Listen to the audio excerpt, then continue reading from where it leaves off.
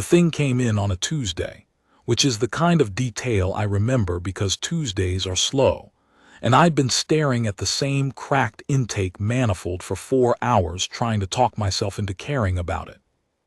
My name is Jared Cole. I own a small repair shop in a strip mall outside of Barstow, California, which is a sentence that has never once made anyone jealous.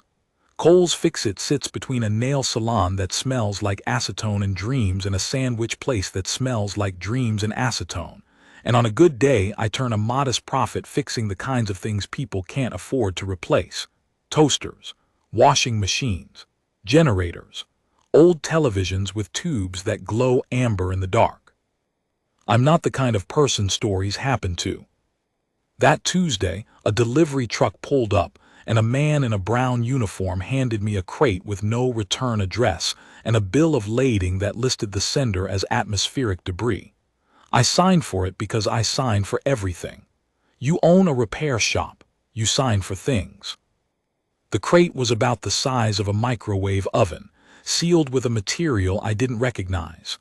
Not quite foam, not quite metal, something that gave slightly under pressure the way memory foam does, but then pushed back harder than memory foam has any right to.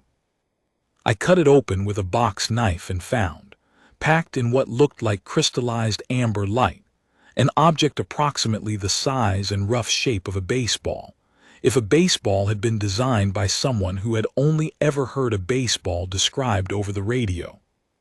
It was dark, inert.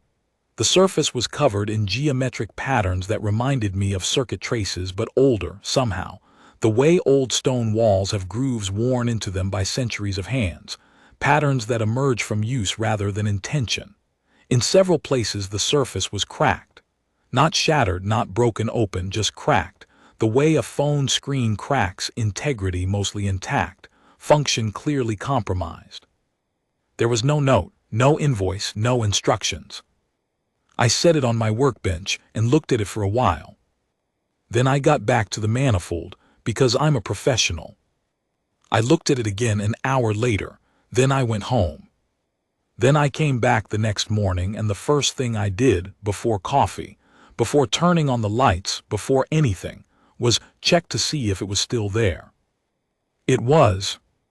I'm going to tell you something that I think explains a lot about what happened next, and about human beings in general. I did not consider the possibility that the object was dangerous. I did not consider the possibility that it was alien, or military, or stolen, or valuable, or any of the things it actually turned out to be. What I considered was that it was broken, and that it had come to my shop, and that fixing things was what I did. I picked it up.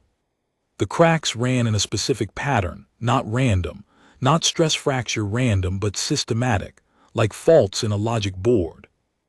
Under the magnifying lamp I could see that the geometric traces were actually a kind of circuitry, impossibly fine, etched into the material of the object itself rather than laid on top of it.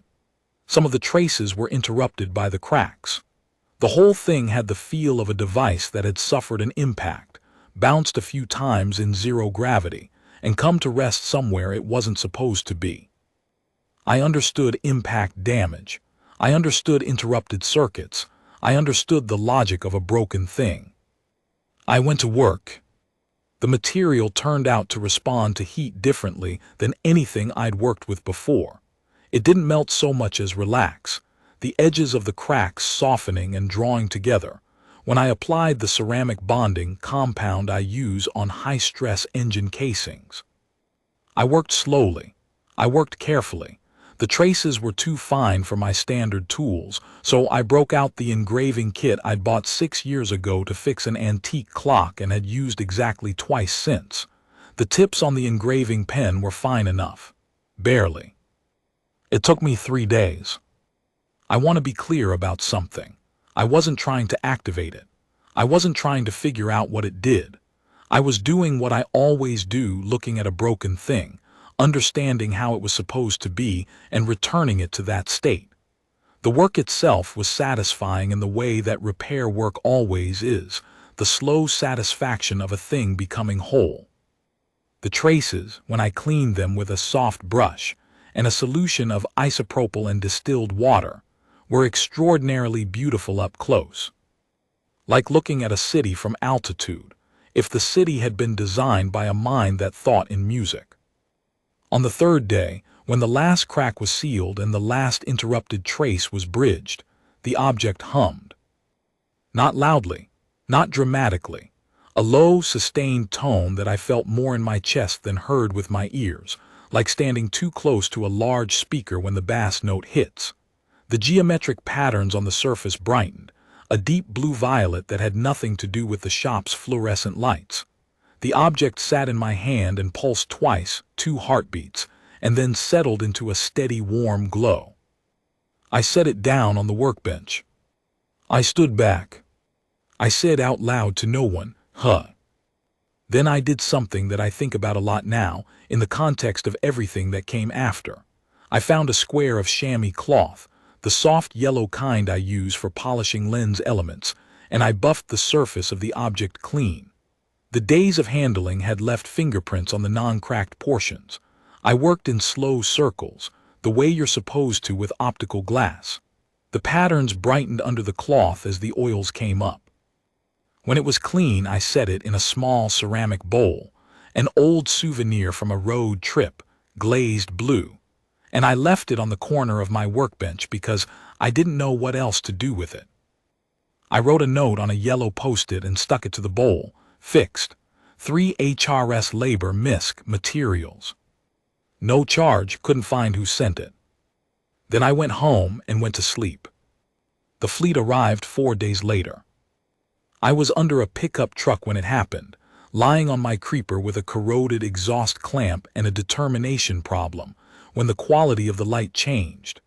Not dimmed, changed, the way light changes during an eclipse, acquiring a quality it shouldn't have, coming from a direction it shouldn't be coming from. I rolled out from under the truck and looked up through the shop's skylights.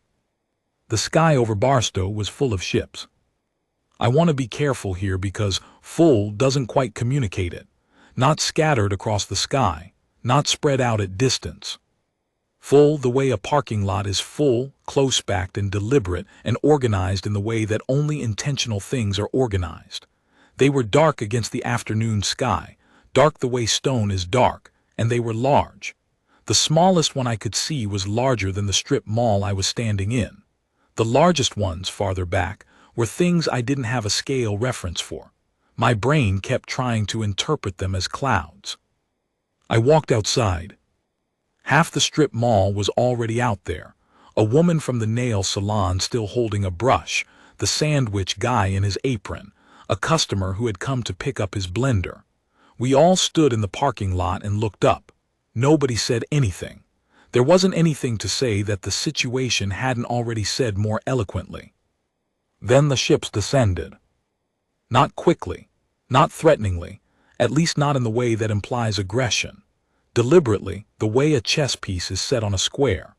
The air pressure changed noticeably as the nearest ship came down over the parking lot of the hardware store across the street and stopped perhaps 200 feet above the ground, and the silence it produced was absolute, the way a very loud sound produces silence by eliminating everything else. A hatch opened in the underside of the ship. Something came down on a column of violet light, a transport beam, I understood, because I'd seen science fiction movies. And when the light resolved itself into something solid on the asphalt of the hardware store parking lot, it was not a monster, not a weapon, not an invasion force. It was 3 figures in what I can only describe as formal wear. They were taller than humans, though not enormously so. The 2 flanking figures were wearing some kind of structured armor in dark materials with geometric patterns on them, and they carried devices that were clearly weapons the way that a tuxedo is clearly a tuxedo form making function obvious at a distance. Between them, the 3rd figure wore something that fell in layers of deep violet black, and her bearing was the kind of posture you don't cultivate, you're born into. She looked directly at my shop. The nail salon woman said very quietly, "Oh." The figure, the one in the center, the one who was clearly in charge of the fleet of ships and the column of light, and the fact that 6 states had probably just scrambled their air forces. Walked across the hardware store parking lot with the 2 armored figures at her flanks, and crossed the street to my strip mall with the specific confidence of someone who knew exactly where they were going. She stopped in front of Kohl's Fix-It. The door was open. The workbench was visible from the sidewalk. The ceramic bowl with the glowing object in it was sitting on the corner of the bench, where I'd left it, illuminating the near space around it in deep blue-violet. She said something in a language I didn't recognize, and the device around her neck, small, oval, the color of dark water, said, in unaccented English, "This is the establishment." I said, "Can I help you?" The 2 armored figures moved. The tall woman in the center raised one hand and they stopped immediately, and I got a very clear sense in that moment that the raised hand was a habitual gesture, the kind of thing you do when you have to restrain people around you from responding to every stimulus with lethal force, and you've been doing it for a long time. She looked at me. Her eyes were not precisely the right color. Not wrong, just not the color eyes are supposed to be, which I noted clinically in the way you note things when your brain is in shock and has retreated into observation as a coping mechanism. She said something else, and the translator device said, "The sovereign seal of Vethkara. You repaired it." "I repaired something," I said. "I don't know what it is. It came in without paperwork." The silence that followed was not a comfortable silence. It was the silence of 17 words being processed through a framework for which they were not designed. One of the armored figures said something rapid and clipped. The woman raised the hand again. She took 3 steps into my shop, which was a thing I would never have expected, and stopped in front of the workbench. She looked at the ceramic bowl. She looked at the glowing object in it. She looked at the post-it note. She reached out and picked up the note. I watched her read it, or do something that functioned like reading, the eyes moving across the yellow paper in a way that suggested parsing rather than comprehension, and then the translator device being held close to it, and then the silence again, different in quality this time. She set the note down. She looked at me again. "You charged nothing," the device said. "I couldn't figure out who to bill," I said. Another silence, longer. "The sovereign seal of Vethkara," she said, through the translator, and her voice had a quality that the device flattened but didn't entirely eliminate, something underneath the words, a frequency, "is the personal regalia of the ruling Empress. It was lost 7 months ago when the convoy transporting it was attacked by pirates. The fleet has been searching for it since." I processed this. "Is it yours?" I said. Something moved in her face. Not a smile exactly. The architecture wasn't quite right for a smile in the human sense, but the function was similar, a thing that surfaces involuntarily, that the person wearing it often wasn't expecting. "I am Empress Sovereign of Vethkara," the device said. "It is mine." Outside, I could hear the sounds of Barstow, distant sirens, which had probably been going for a while now, and underneath that the eerie specific silence of 1,000 people who had stopped what they were doing to look at the sky. The fleet up there was not small. I had no way to count the ships, but the effect on the light was noticeable even from street level, a kind of presence in the atmosphere the way weather systems have presence. "Okay," I said. I'm not proud of how limited my vocabulary was in that moment, but I think honesty requires reporting it accurately. I walked over to the workbench. I picked up the ceramic bowl and held it toward her. She didn't take it immediately. She was looking at the workbench, at the tools laid out in their specific order, at the magnifying lamp, at the small pots of compound and solvent in their row, at the engraving kit with its tips cleaned and replaced in their case. She was looking at all of it with an expression I couldn't read in any framework I had. Then she looked at my hands. Mechanic's hands. Oil worked into the creases in ways that soap doesn't quite reach. Calluses from the wrench grip and the solder iron and the box knife. One old scar across the base of the right thumb from a router bit incident I'd rather not discuss. Ordinary hands, the hands of a person who works with things all day. She reached out and took the bowl. She held the seal in her palm. The glow intensified briefly, as if recognizing something, and then settled back into its steady pulse. She turned it over slowly, examining the repairs. 3 hours, the device said. You noted 3 hours. Closer to 4, honestly, I round down. The armored figure on the right said something sharp. The Empress did not raise her hand this time. She said something in return, and whatever she said caused the armored figure to step back and find an interest in the far wall. She was still looking at the seal. The bonding material you used, the device said. Ceramic composite, high temperature rated. I use it on engine casings mostly. The expansion coefficient was close enough to your material that it seemed like a reasonable match. It is a precise match, the device said, and something in the translation sounded like the Empress had not expected to say that sentence. The cracked areas have been stabilized at a molecular level consistent with the original matrix. I don't know what that means, I said, but I'll take the compliment. Something happened in her face again, the same almost architecture of the almost smile. The traces, the device said. The circuits, yeah, some of them were interrupted by the cracks, so I bridged them.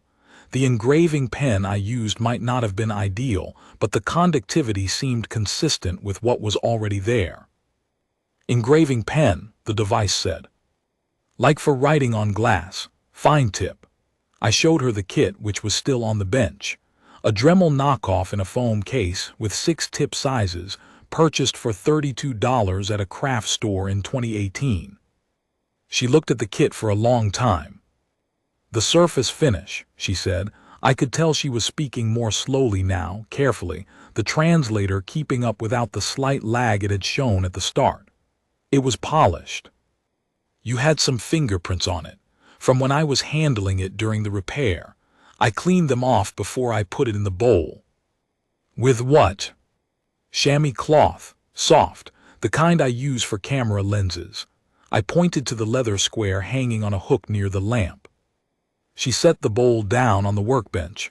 She picked up the chamois. I watched the Empress of what I was beginning to understand was an interstellar empire examine a piece of yellow cleaning, leather I had bought at a photography supply sale. What are the geometric patterns? I asked, because if I was going to have this conversation, I might as well get something out of it. She looked at me. The translator spoke. They are the lineage record of Vethkara, every Empress going back 42 generations. My name is in them. My daughter's name was placed in them when she was born. A pause. The seal was in transit to be shown to her for the first time when it was taken. I thought about a mother trying to show her daughter something and not being able to.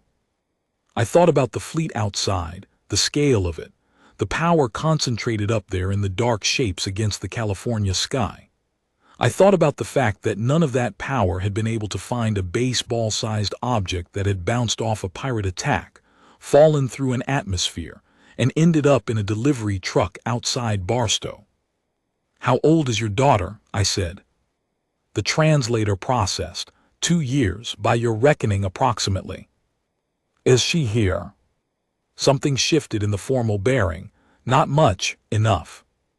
She is on the command vessel, the device said. Could she come see it now, the seal, now that it works again? The silence was different this time. I couldn't characterize how exactly, just that it had a different weight to it, a different quality of attention. The Empress said something to the armored figure on her left. The figure activated a device on its wrist and spoke into it rapidly. We waited. Outside, I could hear one of the military jets that had been scrambled, probably, doing circuits of the area at what it probably thought was a safe distance. I'd have bet money on the phone calls happening at every level of government above my pay grade, the scramble and the protocols, and the complete absence of any protocol that actually applied to this situation. The column of violet light appeared in the hardware store parking lot again. 3 figures this time. 2 armored, and between them, not walking, being carried, a small figure in something soft and layered in a color that was close to green but not quite, and the small figure had the same not quite right eye color as the Empress, and was looking around at everything with the wide-open visual intake of a 2-year-old confronting the unfamiliar world. The Empress walked out of my shop. I watched from the doorway. The small figure, the daughter, the princess, whatever the correct title was set down on the asphalt and immediately made a break for the storm drain at the edge of the parking lot, because apparently toddler physics are universal, and one of the armored figures intercepted her with the resigned professionalism of someone who has been doing this for a while. And then the Empress was there, kneeling in the parking lot of a Barstow Strip mall in her formal layered violet black. And she was holding the sovereign seal of Vethkara out to her daughter. The child grabbed it with both hands. It lit up. Not gently, not subtly, blazingly, the geometric patterns cycling through their entire range in a cascade that went from deep violet to white gold and back. And the tone it emitted was not the low chest frequency I'd heard in the shop, but something clearer, higher, something that you felt in the back of your teeth. The armored figures stepped back simultaneously. The Empress held very still, her hands cupped under her daughter's as the child turned the seal over and over, delighted with the way it responded to her touch. The child said something, probably the same universal 2-year-old word for "this is good, and I want to keep holding it." The Empress said something back. The translator was around her neck and not oriented toward me, so I lost most of it. But I caught 3 words through the device's ambient pickup, 3 words in the original language of Vethkara, which the translator rendered into English as, "She fixed it." The child looked at me. I'm not going to claim I knew what was happening in a child's brain in that moment, alien or otherwise. But I know what it looks like when a small person processes a piece of information about the world, the specific intake of breath, the slight widening of the eyes, the effort to incorporate something new. The child looked at me the way all children look at the person who has fixed the broken thing they were promised, which is to say, with a totality of attention that adults learn to moderate and children haven't yet. She held the seal out toward me. I walked over and crouched down to her level.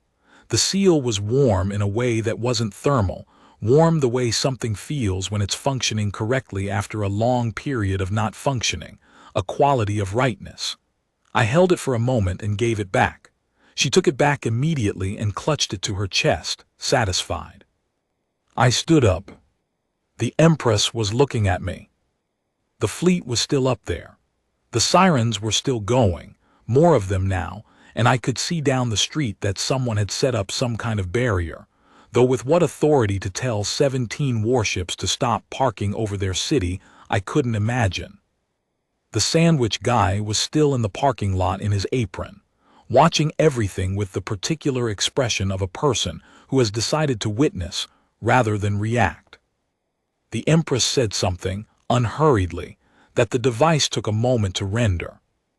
You could have sold it. When we did not come, when the search continued, there are those in this galaxy who would have paid greatly for the sovereign seal. There are those who would have paid greatly just for the knowledge of its location. I didn't know what it was, I said. You knew it was not ordinary. That was true. 3 days with the engraving pen, cleaning circuits I didn't understand with a chemistry I was guessing at, bridging traces that led to nowhere I could identify. I'd known it wasn't ordinary.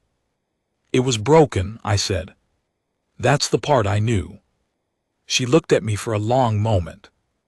What you did, the device said, and then paused, which might have been processing or might have been the Empress pausing in her original speech, I couldn't tell. The repair is not merely structural. The seal responds to familial lineage. Only those of the Vethkara bloodline can cause it to function. In 42 generations, it has never been touched by an outsider in the way you touched it. The restoration of the surface, the care of the finish. These are things that are done by the keeper of the seal, who is always of our blood. Another pause. You did not know this. No. You did it because it was broken. Yes. Without payment. I couldn't find who to bill. The almost smile again, longer this time. The architecture of her face was doing something I was beginning to recognize even if I couldn't quite name it. The man who repaired the sovereign seal of Vethkara, the device said, is owed a debt by the Empress of Vethkara. This is law. This is not courtesy, it is law written in the lineage record. She touched the seal which her daughter was still holding against her small chest. Your lineage record too now. You touched the seal in the act of restoration. The traces carry the impression. I looked at the object in the child's arms, at the geometric patterns cycling slowly through their blue-violet glow. You're saying my fingerprints are in there. I'm saying your history is in there, as much of it as a touch communicates. Something shifted in her expression.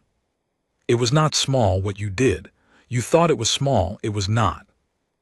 I was quiet for a moment, looking at the fleet, at the hardware store parking lot with its ordinary painted lines, and its cart return, and the column of violet light that had brought an imperial child across the parking lot to see a toy her mother had recovered. Looking at the sandwich guy in his apron. My shop's going to be famous now, isn't it? I said. Yes, the device said. The nail salon's going to love that. A pause, the nail. Next door, never mind. I looked back at the Empress. What happens now? She looked at her daughter for a moment. The child was sitting on the asphalt, entirely unconcerned with the fleet, running her fingers over the seal's patterns and watching it respond. We return the seal to its proper place, the device said. We will pursue those who took it from the convoy. These are things that were happening before today, and they will continue. She looked back at me. What happens with you is a different question. I'd like to keep fixing things, I said, here in this shop. Yes, she said, you will. But the way she said it, even through the translator's flattening, carried a weight that wasn't agreement. It was something older than agreement, something more formal, something that sounded less like, yes, that's fine, and more like a thing being made certain. I understood, standing in the parking lot of my strip mall in Barstow, California, that I had just been told I could keep my shop, not as reassurance, as protection. As the specific kind of protection that comes from an Empress of 42 generations, writing something into the lineage record of her family. I thought about what that meant. Then I thought about the manifold I'd left under the workbench. I've got an exhaust clamp to finish, I said. She looked at me for a moment longer. Yes, she said, and this time it was just agreement. I want to tell you about the 4 days between when the object started glowing and when the fleet arrived, because they matter and nobody's asked about them. Day 1. I put it in the ceramic bowl, stuck the post-it on it, and didn't think about it until I was washing dishes that night, when I thought about it intensely for about 30 minutes and then made myself stop. Day 2, I looked at it when I came in, still glowing. I checked the bowl to make sure whatever it was putting out wasn't etching the glaze. The glaze was fine. I went to work on a refrigerator compressor. Day 3, I took it out of the bowl and held it again because I wanted to see if the repair was holding under continued operation. It was. The heat signature was even, the pulse was steady, the traces were all lit. I spent a while rotating it slowly under the magnifying lamp and just looking at the patterns because they were extraordinary. The lineage record, though I didn't know what it was yet, had a visual logic to it that I could almost follow, the way you can almost follow a musical piece in a language you don't speak. Something in it read as sequence, as time, as accumulation. I put it back in the bowl. Day 4, I was under the truck when the sky changed. I keep thinking about those 4 days, specifically. in the context of what happened after. 4 days of having the sovereign seal of Vethkara sitting in a ceramic souvenir bowl on the corner of my workbench under a post-it note. The Empress's fleet had been searching for it for 7 months, presumably with resources I couldn't imagine applied to a problem I couldn't conceive. And it was sitting 14 feet from a nail salon that smelled like acetone. I don't have a grand lesson to derive from that. I just think about it sometimes. The part of the story that got left out of most of the news coverage, which was extensive and almost entirely wrong in its specifics, was what the Empress did in the shop before she went outside to show her daughter the seal. She walked the perimeter of the shop. Not quickly, not like an inspection. Slowly, the way people walk through spaces that have been worked in for a long time, feeling whatever accumulates in a space when the same person has spent enough hours in it doing specific things. She looked at the tool wall, at the organized rows of wrenches and screwdrivers, and the specialty bits I'd made myself for jobs that didn't have appropriate tools in the catalog. She looked at the shelves of parts in their labeled boxes. She looked at the reference books, actual physical books, because I started this trade before the internet had everything, and because physical books are better for the kind of work where your hands are dirty. She looked at the photographs I have on the wall, which are not family photographs, but are photographs of repairs I'm proud of, the way surgeons sometimes photograph difficult procedures. She spent a long time in front of one. It was a picture of a Wurlitzer jukebox, 1956, that had come to me in a condition that I can only describe as terminal.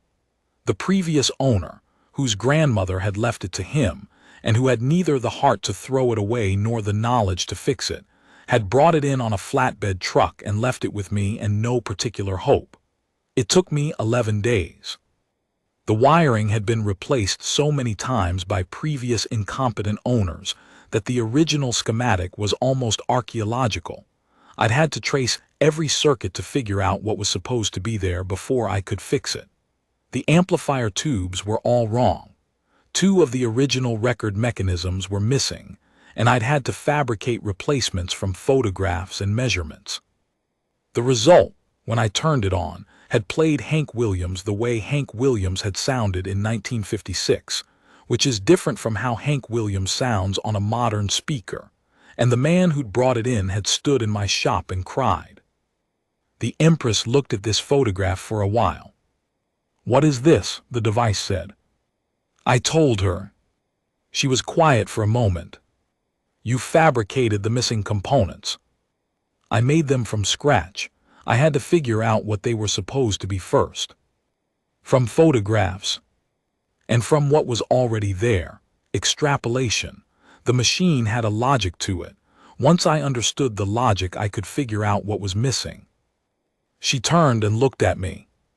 "This is what you did," she said. "It wasn't a question exactly. With the seal, more or less. The circuits had a logic, I followed the logic." She looked at the photograph again.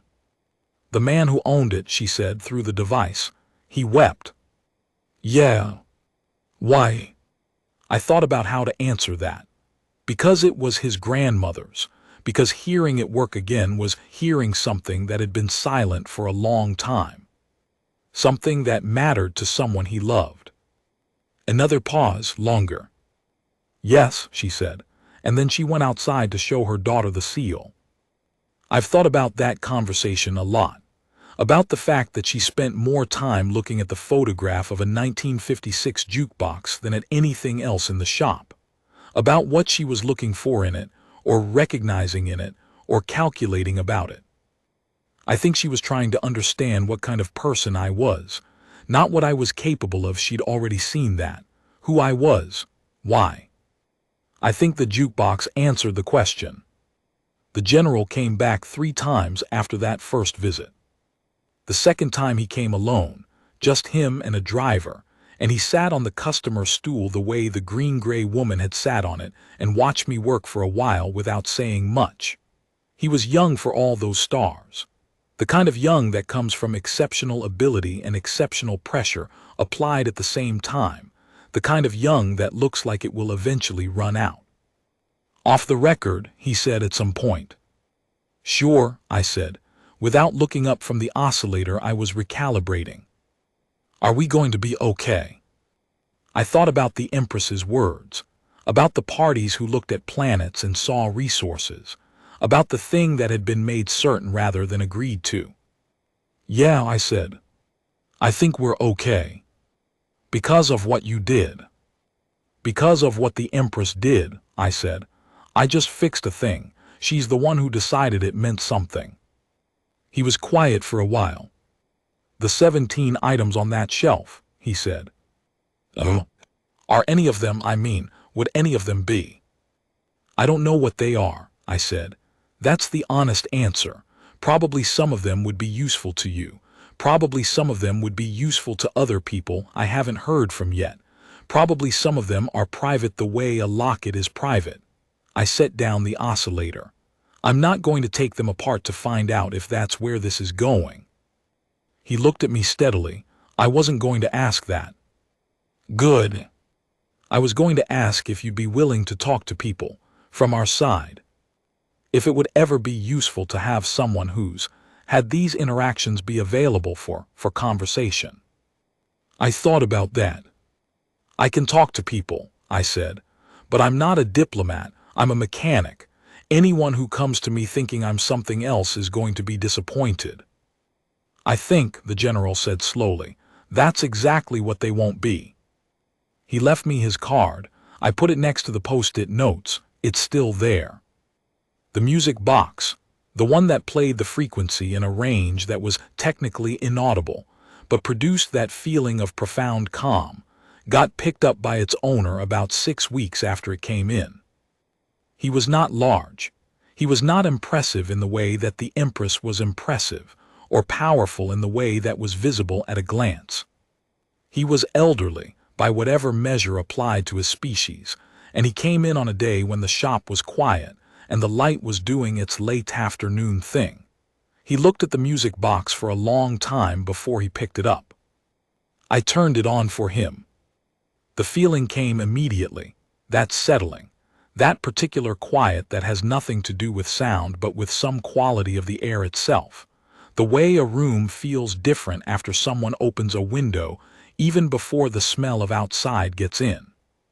He stood there for 3 minutes. When it finished, he didn't say anything for a while. I didn't say anything either. My mate made this, he finally said through his translator. She was a maker of resonance instruments. This was the last one she made. She died before she could hear it work.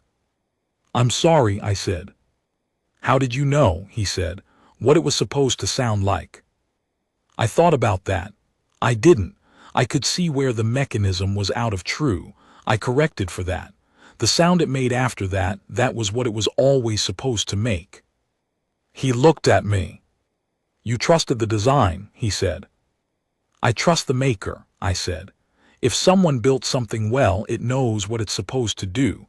My job is just to get out of the way. He was quiet for a moment. Then he put the music box on the bench, and he reached into a case he was carrying, and he set something beside it. Not as payment, exactly, it didn't have that feeling. More like something placed where it belonged, the way you place a returned book back on the shelf. My mate, he said, made one other thing that she never finished. She ran out of time. He looked at the thing he'd set down, which was small and complex and clearly unfinished in a specific provisional way, not in a broken way. I cannot finish it. I don't have her skill. He picked up the music box. He walked to the door. He stopped. You do, he said. He left. I looked at the unfinished thing for a long time. Then I moved the oscillator out of the way and pulled the magnifying lamp over, and I looked at it closely, and I thought about the dead maker who had run out of time, and about the design that knew what it was supposed to be, and about the trusting of makers. I picked up the engraving pen. I went to work. I don't know what it will do when it's finished. I don't know what it was meant to do, or for whom, or in what context. I know how it wants to be made, because the unfinished parts tell you something about the finished ones, and the finished ones tell you something about the mind that made them, and once you understand the mind you can follow it. This is, I think, what I have always done. In the Wurlitzer, in the seal, in the music box and the transponder and the scanner and the 17 other things on the shelf and the 341 things I've fixed in this shop since I opened it 11 years ago. Not just following procedure, following the mind of the maker. Finding the place where something went wrong and restoring not just the function but the intention. Maybe that's what she was looking for, in the photograph of the jukebox. Why a man wept when he heard his grandmother's machine play Hank Williams the way it used to. Because the intention came back. The military showed up at 3 in the afternoon, after the fleet had gone, which is either very fast or very slow depending on your perspective. A man in a uniform that had too many stars on it for how young he looked came into the shop with 4 people in suits who kept putting their hands near their jackets in a way that was probably meant to be subtle. "Mr. Cole," the man in the uniform said. "General," I said, because that seemed like the right guess. "We need to discuss what happened here this afternoon." "Sure," I said. I was replacing the exhaust clamp which had finally gotten cooperative. "Can you hand me that ratchet?" He blinked. He handed me the ratchet. "The Vethkara fleet departed at 1400 hours, he said. Before departing, they transmitted a formal communication to the United States government, several governments. "Okay," I said. "They communicated that this establishment and its owner are under the protection of the Empress Sovereign of Vethkara, specifically and formally, under what they described as an imperial debt of restoration." I tightened the clamp. "That seems about right." One of the suits said something to another suit at a volume that was probably meant to be under mine, but I have good ears from years of listening to engines. "They also transmitted," the general said and paused, "the complete location data for the pirate convoy that attacked their transport 7 months ago, along with the current location of the convoy, and a suggestion that if any Earth government wished to take action regarding same," another pause, "they would take it as a friendly gesture." I set down the ratchet and looked at him. "That's how she said thank you," I said. The general looked at me for a moment with the look of a man trying to process a significant amount of new information. "Mr. Cole," he said, "can I ask what you did, specifically? What did you do to the object?" "I fixed it," I said. "Yes, but how? What did you?" "It was cracked. The circuits were interrupted. I sealed the cracks and bridged the circuits." I held up the engraving kit, $32 at a craft store. The suits were looking at the kit. "The Vethkara fleet," one of them said, unable to help themselves, "maintain standing that they represent a significant portion of the military capacity in this sector of space. They have been described by various sources as the galaxy's most feared queen," I said. "Yeah, someone mentioned that." "And you just fixed her toy." "I didn't know it was hers," I said, "and I didn't know she was the galaxy's most feared anything. It was broken and it came to my shop." The general looked at me for a long moment. He was doing the thing that most people do in that moment, when they encounter an explanation that is complete but doesn't fit the frameworks they have for how the world works, processing it without quite being able to file it. "The note," he said finally. "She mentioned the note. Post-it, standard, yellow. I couldn't find who to bill." "She mentioned it," he said, "in the formal communication. She mentioned it as a specific item." He seemed to be choosing his words carefully. "The communication described it as the first document in the lineage record of Vethkara written by a human hand." I thought about that for a moment. No charge, couldn't find who sent it. 42 generations of an empire, and the first human to write in their family history had written it on a 3-inch square of yellow paper with a Bic pen. "Huh," I said. "There's going to be significant interest in your shop," the general said. "I want to be honest about that." The nail salon's going to be thrilled, I said. He blinked again. I got the sense that most of his conversations didn't go this way. We'd like to offer protection, liaison services, assistance in managing the attention. I appreciate that, I said. Can you also tell whoever runs that barrier out there to move it? I've got a customer coming in for a washing machine at 4. The general looked out the window at the barrier. He made a call on his radio. The barrier moved. The attention came, as promised. Not all of it was comfortable. A lot of it was the kind of media attention that makes you feel like a zoo exhibit, cameras in the parking lot and people shouting questions through the open door. And I handled this by continuing to repair things and not going outside when I didn't need to. Some of the attention was stranger. The Vethkara, it turned out, were not unique in having lost something. In the 6 months after the fleet's visit, I received 17 items of indeterminate origin at my shop, some by delivery truck, some by more unusual means.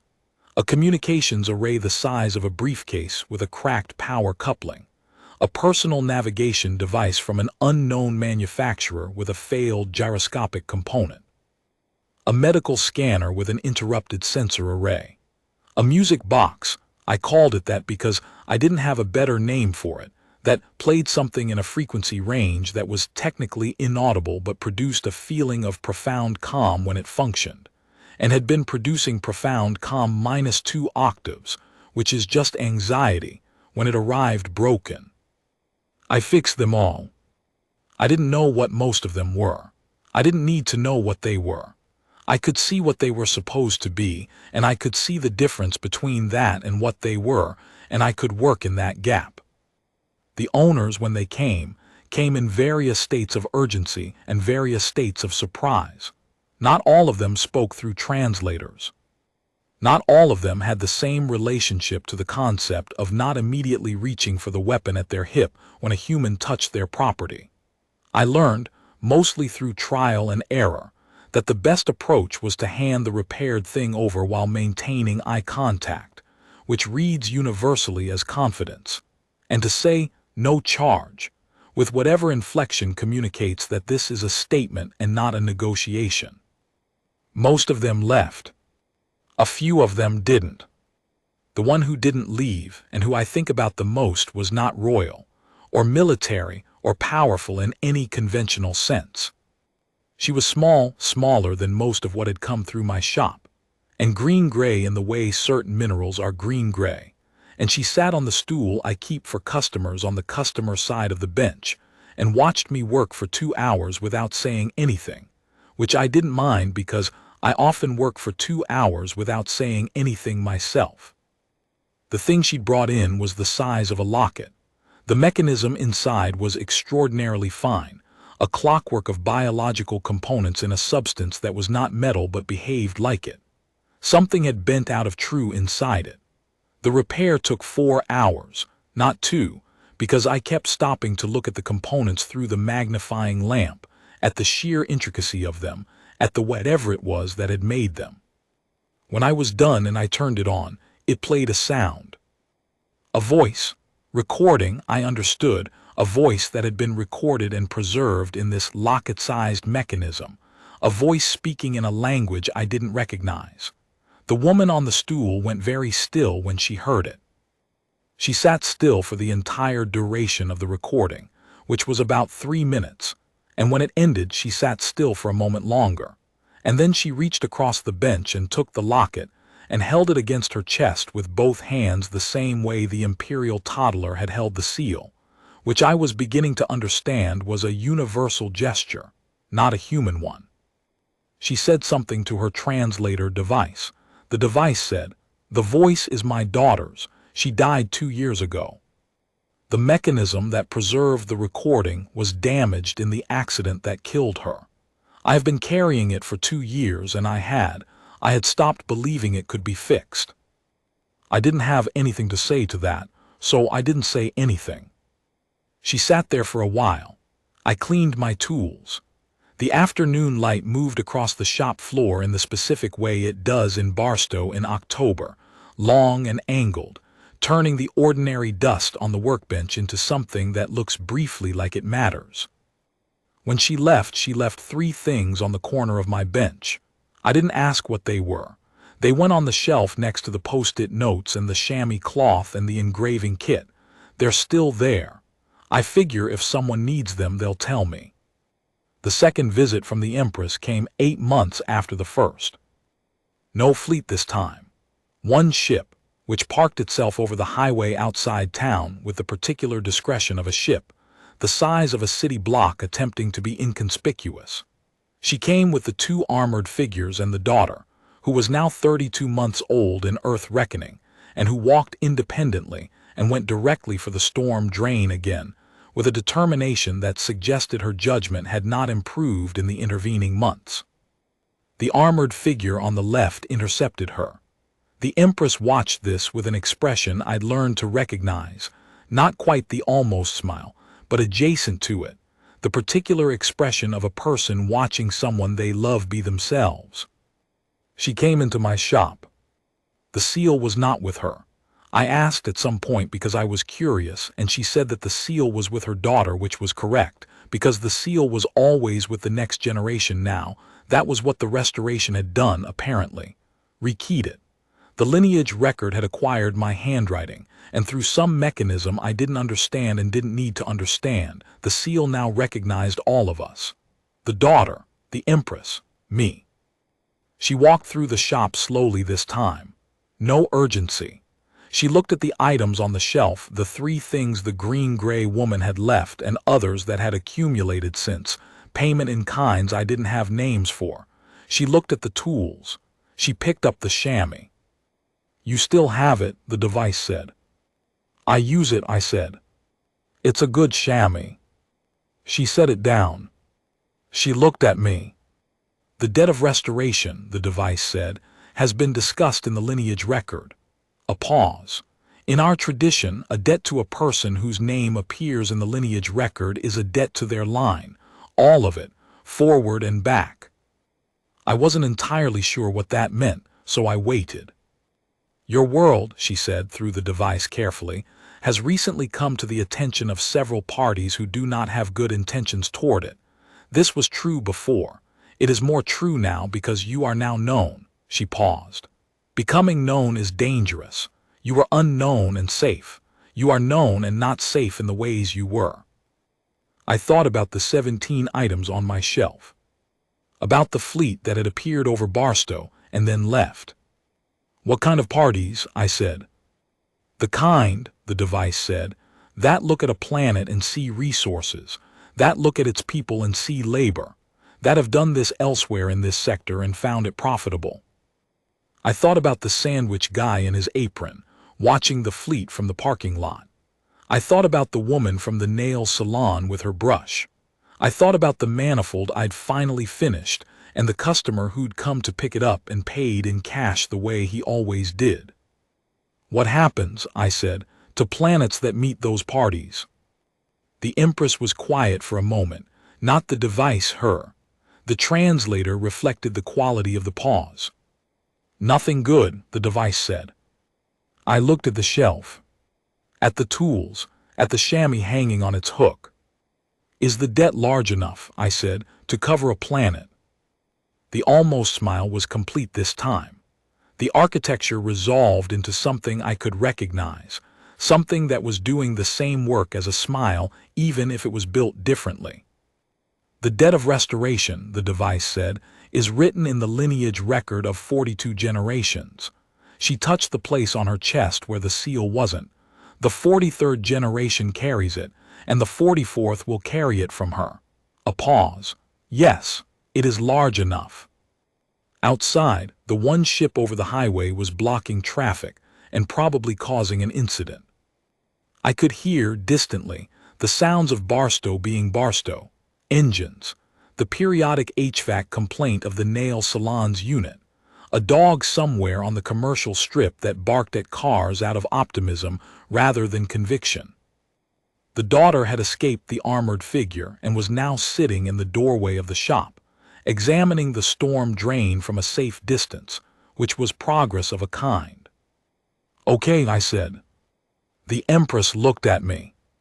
Tell the parties, I said, that Earth is spoken for. She was quiet for a moment. Then she said something to the device without looking at it, something in Vethkara that the device translated as the Empress saying my name, Jard Cole, in a way that wasn't an address. That was something else. An acknowledgement, maybe. The kind of thing you say when you're completing a transaction that took longer to complete than you expected, and the terms turned out to be different than you anticipated, and you find yourself, against all imperial precedent, satisfied with that.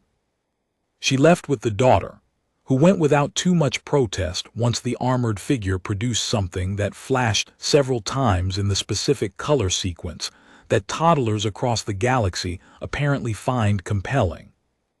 I stood in the doorway of my shop and watched them go up the column of light. The ship over the highway moved off after a few minutes, heading northeast and then up, and then it was gone. The sandwich guy came out in his apron. Again, he said. Again, I said. You want a sandwich? Yeah, I said. Thanks. He went back inside. I went back inside. The afternoon light was doing its Barstow thing across the workbench, turning everything briefly into something that looks like it matters. I sat down at the bench and looked at the shelf for a while. $32 in craft store tools and a piece of chamois cloth. 3 hours and a post-it note. No charge, couldn't find who sent it. That's the whole thing, that's the whole story. I picked up the next item from the incoming tray. A navigational transponder from somewhere I didn't have a name for, with 3 cracked housings and a failed oscillator. And I went to work. The tray is never empty now. It isn't always alien objects, and it isn't always familiar ones. Sometimes it's a toaster. Sometimes it's a person's hearing aid that their insurance won't cover, and they've been without for 3 months. Sometimes it's something I've never seen before, and have to spend 2 days just looking at before I can understand it well enough to begin. I fix them all. That's the job, that's what the shop is for. The satellite phone the general gave me after his 3rd visit rings occasionally, and when it does I talk to someone who sounds like they're in a large building with good air conditioning and a lot of screens, and I tell them what I know, which is usually less than they want and exactly as much as I have. I don't exaggerate. I don't speculate. I describe what I've seen and what I've done, and I leave the interpretation to people who are paid to interpret. The nail salon did in fact benefit. Maria, who owns it, added adjacent to Cole's Fix-It, Barstow's most famous repair shop, to her Google listing, and saw her bookings go up 40%.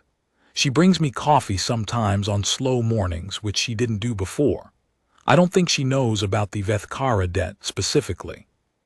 I think she just knows that something happened here that was real, and that I was in the middle of it, and that I'm still here, and that the strip mall is still here, and that those things maybe deserve acknowledgement.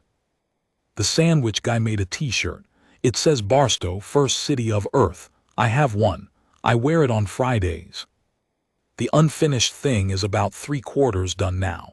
I'm not rushing it. The maker didn't rush it, and she knew it better than I do.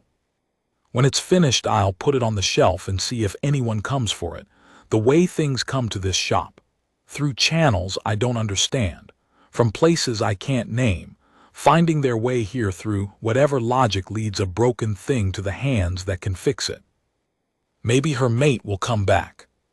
Maybe it will be someone else entirely. Maybe it will just sit there and do what it does when it's finished, whatever that turns out to be, in the corner of a repair shop in a strip mall outside Barstow, in a state that has no idea what it's hosting and probably doesn't need to. Earth is spoken for, that's the main thing. The rest of it, the fleet that came, the Empress who crouched in a parking lot for her daughter, the debt written in 42 generations of a lineage record, the handwriting of a mechanic now permanent in the most ancient royal document in known space. The rest of it is just the story of how we got there. Which is, when you strip it down, the story of a broken thing and a person who fixed it, and a note on a post-it that said no charge. I couldn't find who sent it. Turns out that's the most important sentence I ever wrote.